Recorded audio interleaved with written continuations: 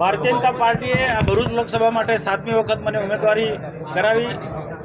પાછલા ટર્મની જે મને લોકો તરફથી સહકાર મળ્યો છે એ જ રીતના થોડો ઘણો ફેરફાર થયો છે, પરંતુ ભરૂચ લોકસભાના મતદારોએ ભારતીય જનતા પાર્ટી પર મારા પર જે વિશ્વાસ મૂક્યો છે એમનો અમે ખૂબ ખૂબ આભાર માને છે. ડેડિયાપાડા વિધાનસભા અને ઝઘડિયા વિધાનસભામાં અમે થોડો માઇનસમાં છે, પરંતુ એની પણ આવનારા દિવસમાં સમીક્ષા કરીશું. જીત એ જીત છે. અમે 80,000ના જેટલી લીડથી અમે જીત્યા છે. એના માટે તાલુકા અને જિલ્લા લેવલના કાર્યકર્તા સખત મહેનત કરી છે.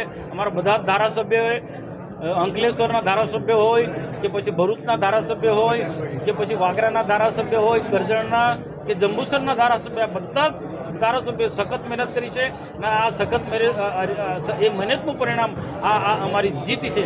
આવનારા દિવસોમાં જે પ્રજાના પ્રશ્નો છે એ પ્રજાના પ્રશ્નો અમારે સંગઠન ચૂંટાયેલી પાર્ટીની સાથે રહી અને જે પ્રશ્નો છે ઉકેલવાના તમામ પ્રયત્નો કરીશું.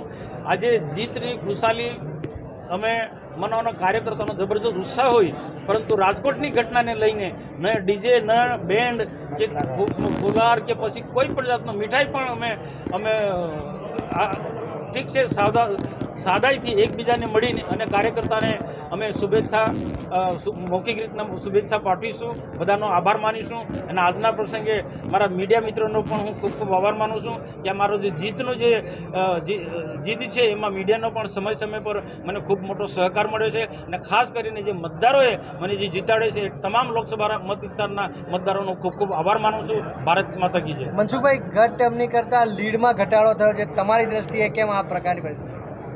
આ 7મી વખત હું જીત્યો છું. દરેક લોકસભા વખતે ક્યાંક લીડ મળી છે, ક્યાંક માઇનસમાં ગયા છે. મતદારો પર આધાર છે. મતદારો જે ચુકાદો આપ્યો એમાં શિરોમાન્ય ગણે છે. કયા વિસ્તારમાંથી મત ઓછા મળ્યા? ડેડિયાપાડા વિધાનસભા અને ઝઘડિયા વિધાનસભામાંથી. નેતાઓ કાચા પડ્યા આપણા આમાં મતદારો પર આધાર રાખે છે. નેતાઓએ તો મહેનત કરી છે, પરંતુ મતદારોએ જે નિર્ણય કર્યો એના પર આધાર છે. ઓકે ચાલો.